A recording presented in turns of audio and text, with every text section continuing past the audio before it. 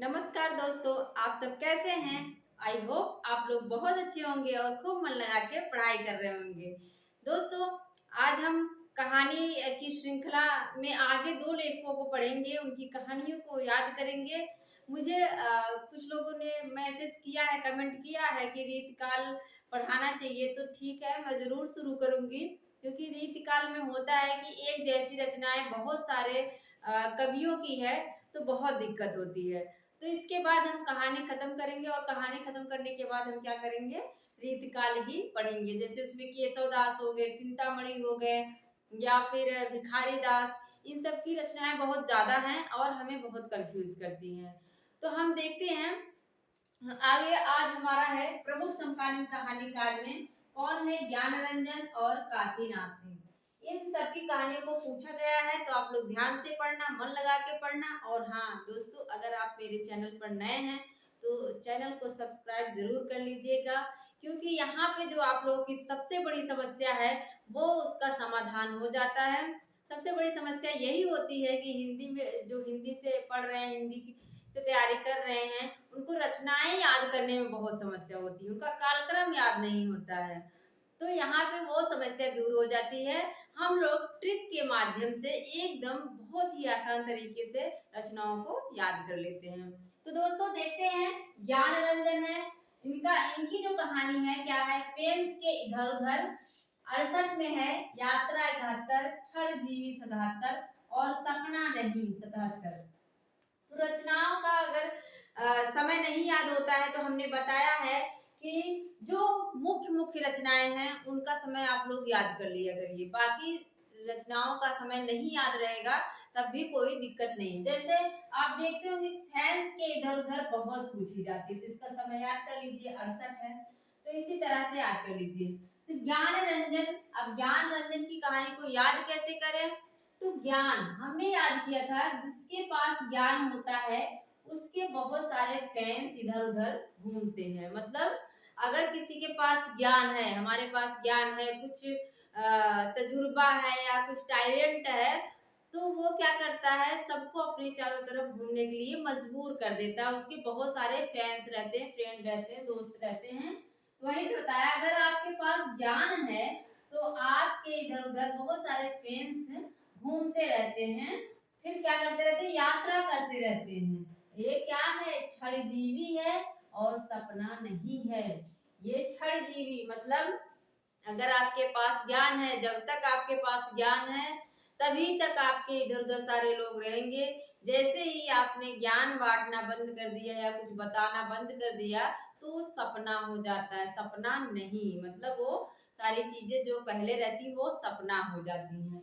फिर से देख लो, जिसके पास ज्ञान रहता है उसके इधर उधर फैंस बहुत घूमते रहते हैं, क्या करते रहते हैं, यात्रा करते रहते हैं। ये सब बस क्षण जीवी होता है, क्योंकि जैसे ही ज्ञान खत्म वैसे ही फैंस का इधर उधर घूमना भी खत्म और सब सपना बन जाता है, मतलब सपना नहीं। इसके बाद हम देखते हैं काशीनाथ सिंह को। काशीनाथ सिंह का है, लोग बिस्तरों पर, सुबह का डर, आदमी नामा, नई तारीख, कल के फटे हाल कहानियां, सदी का सबसे बड़ा आदमी। इसको कैसे याद रखें, यहाँ पे आप लोग देख लीजिए, जो आदमी नामा है ये पूछी गई कहानी है, तो इसको आप लोग मोस्ट इम्पोर्टेंट लगा लीजिए, ये पूछी जाती है। आदमी नामा भी पूछा गया है, नई तारीख भी पूछी गई है, नई तारीख और सदी का सबसे बड़ा आदमी, ये सारी कहानियां ज्यादा इम्पोर्टेंट हैं। तो अब देखते हैं काशीनाथ। जैसे अगर हमें काशीनाथ जाना है, जैसे काशीनाथ, काशी विश्वनाथ का दर्शन करना है, काशीनाथ जाना है, तो हम क्या करेंगे, लोग बिस्तरों पे, बिस्तर से जल्दी उठ जाएंगे। बिस्तर से क्या करेंगे, लोग बिस्तर पे ही नहीं रहेंगे, लोग बिस्तर से जल्दी, सुबह दर्शन करना है भाई तो सुबह तो जाना ही पड़ेगा। लोग बिस्तरों पर, सुबह का डर, सुबह सुबह ही डर के मारे उठ जाएंगे। काशीनाथ जाने के लिए बिस्तर से सुबह डर के मारे उठ जाएंगे।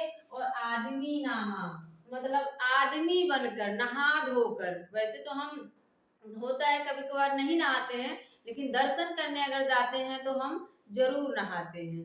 तो वही है कि सुबह डर के मारे उठ जाते हैं और आदमी नामा बनकर जाते हैं नई तारीख। वहां पर नए कपड़े भी पहनते हैं, नई तारीख, एक नया दिन भी रखते हैं कि हम इसी दिन को, होता है कि कोई लोग मंगलवार को हनुमान जी का दर्शन करता है, शनिवार को हनुमान जी का दर्शन करता है, बृहस्पतिवार को साईं बाबा का। तो वैसे क्या है, वो नई तारीख, एक नए दिन पे वो जाता है दर्शन करने, नई तारीख पे जाता है। और जब आता है वहां से दर्शन करके तो क्या हो जाता है, कल के फटे हाल कहानियां। फिर क्या हो जाता, थोड़ा सा थकावट लगती है क्योंकि खाए पिए बिना उतना दूर जाना फिर दर्शन करके आना, तो थोड़ी सी थकावट लग जाती है, मतलब फटे हाल हो जाता है, फटे हाल हो जाता है। लेकिन सदी का सबसे बड़ा आदमी, लेकिन जो ये सब करता है वही क्या है, सदी का सबसे बड़ा आदमी होता है। फिर से देखो, काशीनाथ जाने के लिए क्या करते हैं लोग, बिस्तरों पर से सुबह डर के मारे उठ जाते हैं और नहा धोकर आदमी बनकर, आदमी नामा बनकर नई तारीख पे, नए दिन पे निकल जाते हैं दर्शन करने। कल के फटे हाल कहानियां, और फिर उनका बुरा हाल हो जाता है, फटे हाल हो जाते हैं। लेकिन वही क्या है, सदी का सबसे बड़ा आदमी है जो काशी विश्वनाथ का दर्शन कर लेता है। इस तरह से आप कहानियों को रिलेट करके याद कर सकते हैं। लगा ना आपको सरल? तो दोस्तों, इसी तरह हम वीडियो आपको देते रहेंगे। चैनल को सब्सक्राइब कर लीजिएगा। मिलते हैं अगले वीडियो में। Thank you.